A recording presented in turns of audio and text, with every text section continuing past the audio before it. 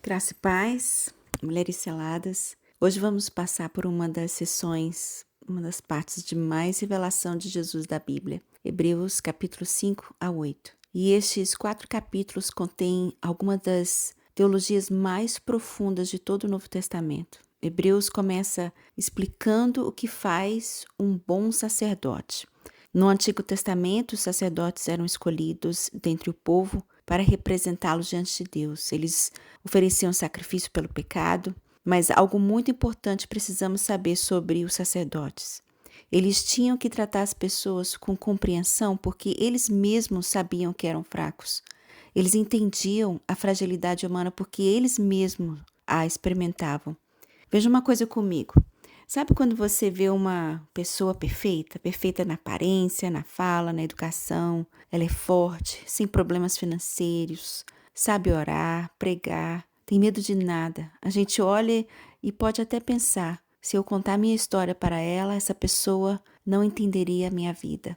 Ela é perfeita demais. Então agora veja Jesus, o Filho de Deus, perfeito, santo, sem pecado. E eu posso pensar, como ele poderia entender o que eu estou passando agora? Como ele poderia se relacionar com as minhas tentações, as minhas lutas, as minhas dores? Mas a gente vê agora em Hebreus 5:7 que diz: durante os dias da vida de Jesus na terra, ele ofereceu orações e súplicas com forte clamor e lágrimas àquele que podia salvá-lo da morte. Jesus chorou. Minhas irmãs, ele chorou desesperadamente. Jesus sentiu todo o peso do sofrimento de um ser humano. E aí vem depois o verso 8, que é impressionante. Embora sendo filho, ele aprendeu a obediência por meio daquilo que sofreu. Deixa isso falar com você, mas pensa mesmo comigo. Jesus aprendeu a obediência através do sofrimento. Não porque ele era desobediente, mas porque ele entrou completamente na experiência humana. Ele sabe o que é ser tentado. Ele sabe o que é enfrentar dificuldades. Ele sabe o que é escolher a obediência quando tudo em nós quer fugir. Seja o que você e eu estamos enfrentando hoje, Jesus entende. Ele não é um Deus distante, desapegado. Ele é o sumo sacerdote que se compadece das nossas fraquezas, minhas irmãs. E aí a gente vai para o capítulo 7 e ele apresenta uma figura misteriosa do Antigo Testamento, né? Melquisedeque. Vamos ver isso porque isso é importante. Na época de Abraão, havia um rei sacerdote chamado Melquisedeque que abençoou Abraão. Ele aparece brevemente em Gênesis e depois desaparece do registro bíblico. Ele não tinha genealogia, ele não tinha registro do seu nascimento ou da morte. E Hebreus usa isso para nos mostrar algo extraordinário sobre Jesus. O sacerdócio do Antigo Testamento, o sacerdócio levítico, era temporário. Os sacerdotes morriam e tinham que ser substituídos.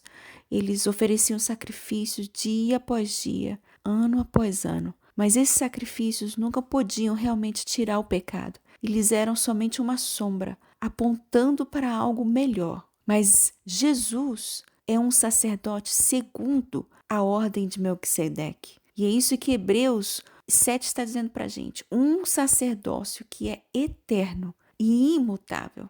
Diz assim, portanto, ele é capaz de salvar definitivamente aqueles que, por meio dele, aproximam-se de Deus, pois vive sempre para interceder por eles. Você entende isso?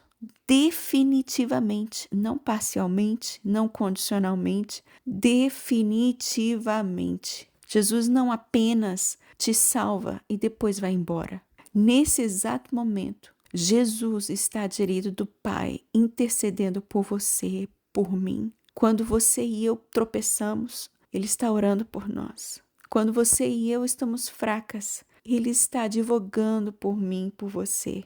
Quando o inimigo acusa você, Ele, Jesus, te defende. Você tem um sacerdote que nunca morre, nunca dorme, nunca para de cuidar de você, minha irmã. Isso é segurança. E olha que esperança que a gente tem. E aí a gente chega no capítulo 8. onde a gente vê o ponto principal de tudo que Hebreus fala. Temos um sacerdócio, temos um sumo sacerdote como esse, que se assentou à direita do trono da majestade nos céus.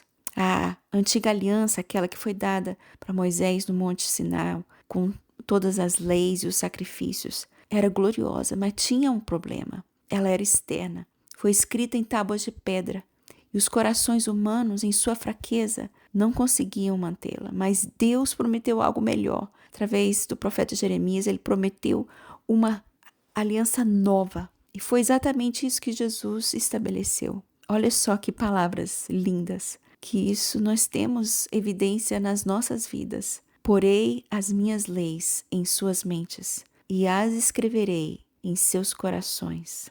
Serei o Deus deles e eles serão o meu povo. Ninguém mais ensinará, no verso 11, ninguém mais ensinará ao seu próximo, nem ensinará ao seu irmão, dizendo, conheça o Senhor, porque todos me conhecerão, desde o menor até o maior. Porque eu lhes perdoarei a maldade e não me lembrarei mais dos seus pecados. Aqui está a verdade mais libertadora de todas.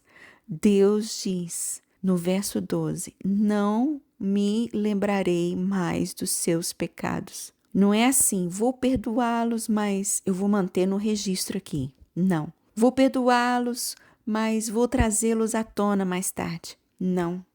Ele não se lembrará mais deles, minhas irmãs. Quando Deus olha para você, olha para mim, através de Jesus Cristo, Ele não vê seus fracassos. Ele vê o seu Filho amado, vestido com a justiça de Cristo. E então, minhas irmãs, o que isso significa para nós hoje? Primeiro, nós podemos trazer nossas lutas para Jesus sem vergonha. Ele entende, Ele esteve lá, Ele se compadece da nossa fraqueza. Você não precisa fingir ser forte quando está fraca. Você não precisa esconder suas dúvidas ou medo. Venha a Ele, honestamente, e saiba que Ele te compreende. Você tem um sacerdote que vive para sempre, para interceder por você. Jesus está orando por você nesse momento. Sua posição diante de Deus não depende do seu desempenho, depende do sacrifício perfeito dele. Quando você falha, e vai falhar, Jesus não te abandona. Ele ora por você. E sim, Deus nos chama para a santidade, mas a santidade, essa flui do relacionamento, não das leis, dos regulamentos. Vem do amor e não da lei.